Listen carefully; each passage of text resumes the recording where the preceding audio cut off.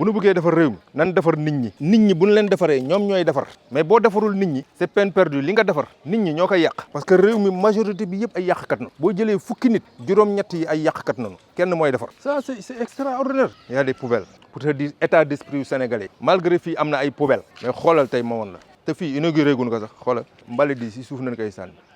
gis nga bouteille yu ndox yi bu nu naanee si suuf xoolal si kaw banc bi mais c'est grave. La poubelle est là ville de Dakar noo ko fi def mais amul benn suivi parce que poubelle bi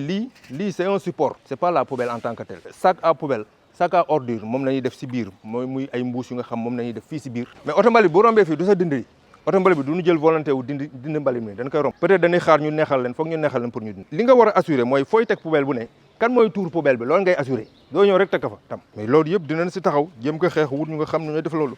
te pourtant la poubelle est là ay gestes yu simple yu nga xam ni man Sénégalais yi man daal je comprends pas y a un problème. boo xoolee bii sachet baa ngi nii la war a mel nii lii support la sachet bi nañuy def si biir waru fi sax def 24 heures au maximum 48 heures te xoola lii kii bi mu paree normalement sax lii dañu waroon am seen poubelle bopp boo naanee ba pare mais nga def ko fii ah loolu yomb na yàlla. nit loo ñàkk fi nga nekk war nga ko mën bale an tonni tuuri bale an tonni tuuri loolu Pape ku ko mënul loo ma ni mën nga ko ma ne la du dëgg. Devant ma caméra. sa kër loo pauvre pour exemple mën nga am bale 200 francs lay jar boo amul loo jënd tonnukaay nga wut benn carton di ko tonni bi xanaa loolu yomb na à l'échelle nationale c'est la même chose ñun bu nu mënul fexe ba dëkk bi Sénégal nee nañ pays pauvre la waaw mais nana set nana am ay garab nana am ay espace vert man pour man loolu yomb la parce que man personnellement benn combos toll nit bi je le réussis mais pourquoi ñun à l'échelle nationale mën nu si prendre conscience c'est dommage nag damay gis état bi moom amul benn volonté étatique quoi sérieusement on a l'impression je n'accuse personne qu'on fait comme le dit mon ami souvent là du taf yëngal on fait semblant de faire du bien alors que ce faire du bien là dafa mel dafa am lu ne dafa mel naa accusé wu ma dafa mel dafa am lu nekk si suuf parce que mënuma concevoir nga aménager ay espace vert def si xaalis bu bare entretien bi ne serait-ce que l'arrosage des arbres doo ko assurer depuis Sénégal loolu lay gis mais aménagement paysage yi yëpp dee na xam nga la par faute de quoi arrosage mën nu sax wut ñaari boy jeunes yu nga xam ni créer emploi nu leen yéen li leen sant rek mooy arroser fleurs yi mais ça c'est loolu yomb na quand même il faut juste de la volonté mais c'est pourquoi ñu mel na bon loolu ñoom xamul te xam war nañ ko xam quand même mais war nañ xam ne fu nu aménager ak ñi si intervenir yëpp kàngam ñi nga xam man jàpp naa ne ay borom xel am na ay aménageurs yu si joué yu si intervenir ay géomètres ay ingénieurs en génie civil ak responsable ak yeneen responsable yu si ne mais ñooñu ñëpp amul kenn ku si xalaat bon aménagement yi ni def foog ñu assurer entretien bi foog ñu koy arroser te loolu mën nañ si jaaree créer emploi pour les jeunes mën na temporaire la mën nga si jaar ba ubbeeku am leneen loolu mooy le minimum garab yu mag yi ngay gis nii bi ma ko fi saxalee ça fait plus de 15 ans te du fii rek ak yeneen jardin yi peut-être dinaa la ko woon gis nga garab yi ngay gis nii les mélina la yii xam nga du garab yu ndaw maa ko fi saxal il y a plus de 15 ans ak benn mélina wala yii yëpp loo fi gis lu dul niim ba si biir koñ bi li ñuy wax quartier vert man à moi seul je l'ai réussi en partie parce que des na man kese mënu ma def lépp maa ngi jéem a mobiliser ay ñeneen acteurs ñu may jàpp mais en partie j'ai planté plus de 100 arbres à travers Dakar ne serait-ce que ce dimanche passé dimanche bii rek def naa saxal naa ay garab donc c'est quelque chose qui est inné en moi c'est un amour c'est une passion que je nourris en moi sama taaw bi mu juddoo boo demee CTO ñi xam CTO defe naa léegi moo tudd hôpital Idrissa Pouye boo demee si maternité bi benn manguier bu mag moo fa ne pour te dire man sama histoire ak garab ak ni ma mel ak garab parce que loolu c'est pas fortuit quoi si biir kuuru maternité bi boo demee di nga fekk manguier bu mag bi sama taaw juddoo laa ñëw suñu kër fii derrière moi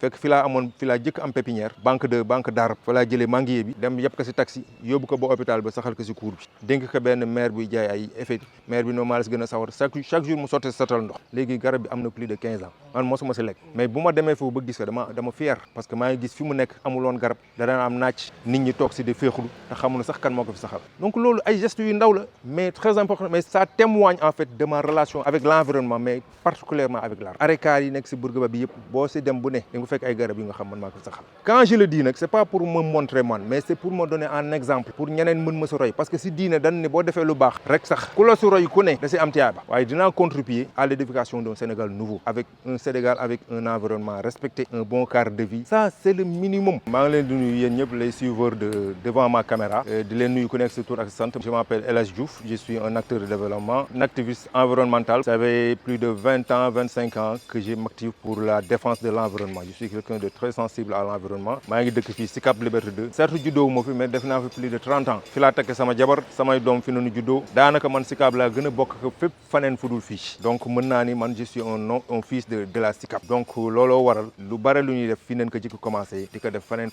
à travers tout le Sénégal rawatina si wàllu environnement El Hadj Diouf ak l'environnement nag c'est une très longue histoire mën naa ni man yàlla moo ma nattoo la défense de l'environnement un esprit sain dans un corps sain loolu la ñuy wax kooku xam nga lu siiw la mais il ne peut avoir ni corps sain ni esprit sain s'il y a pas d'environnement sain on devait dire un esprit sain dans un corps sain dans un environnement sain l'environnement c'est capital mooy lépp si biir environnement lay ne bare na ku nga xam day feebar tey li tax mu feebar mi ngi dem pharmacie di jënd ay garab chaque jour fekk li tax mu feebar mooy roqam cadre de vie bu mu nekk bu salte bu muy noyyi donc bu nettoyé bu ñu fexewoon ba foofu set rek nombre de maladies donc loolu dama si teel a prendre conscience di si mener ay combat depuis de pour preuve fii nu nekk rek jardin bii nga xam ne ñu ngi ko tuddee Pape Djibi Gueye garab yi ngeen di gis ni mélina yi boo leen gisee mélina garab yi fi ne lépp lu dul niim ça fait plus de 15 ans man maa ko fi saxal man je suis de façon innée quelqu'un de très sensible à tout ce qui touche à l'environnement cadre de vie moo déterminé lépp c'est dommage que nag ñun au Sénégal franchement porté wuñ si benn importance bi c'est vraiment très dommage quoi à l'exemple de la Sicap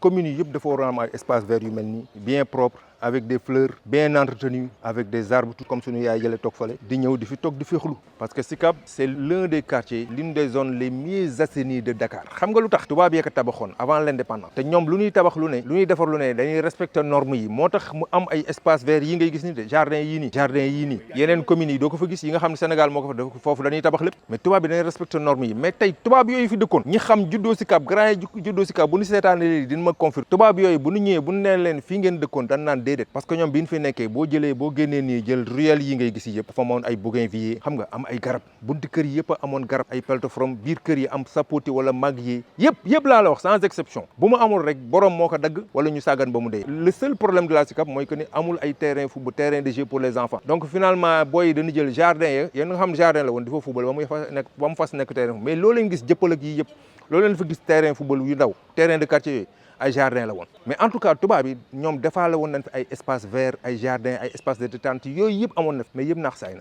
yii daal moo fi desandi woon te yii yàqu woon na kii maire ville de Dakar moo ko réalisé très récemment bii nu nekk nii sax kenn inauguré ko mais pendant des années ba mu yàqoo yàgg na ba mu détérioré yàgg na nu toog kenn defaru ko donc c'est pourquoi ñu ngi féliciter l'équipe de la ville de Dakar mais aussi l'équipe de la Sicap parce que si seen régime la lii amee booy li ñu jëkk def mooy xool affaire yi gis nga lii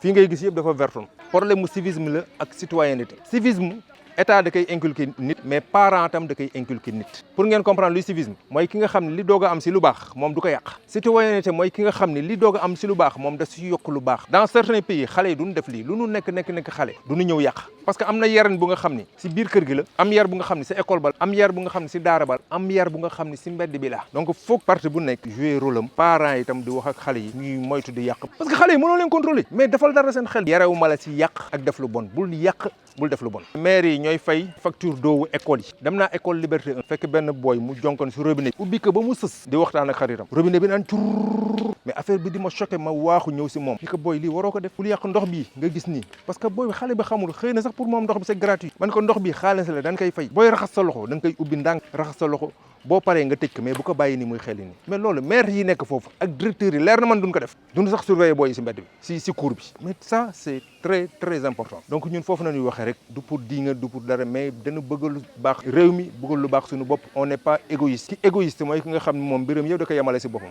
liggéey am salaire am yemale ko si njabootam biir këram jeex na non lii nu bokk tam foog ku nekk di si jéem a jouer rôle bi mu si war a jouer pour mu baax am na ku nga xam ne wax la mën am na ku nga xam ne jëf la mën ñun ñi ngi wax ñi ngi jëf bi ñuy jëf dafa laaj moyen tam moyen bi doyul mais ñi ngi def li nga xam ne moom nañu mën sur 1 million de personnes sax bu jëriñee kenn kase sax baax na ñun mënuñu def lu dul remercier devant ma caméra vous êtes des personnes très sensibles à tout ce qui touche à l'environnement comme moi je suis quelqu'un qui est très sensible à tout ce qui détériore l'environnement moi je suis choqué tous les jours quand je marche à travers le Sénégal et ba te bi ma si waxtaanee loolu yow même yëg-yëg ma ma avant ñuy xamante si téléphone la man El Hadj man damay am lu ma métti xoolal ma loolu te pourtant gars yi yow ay nit ñi nga fi comme yow am xel mais affaire yi xoolal ils s'en foutent quoi. Devant ma caméra.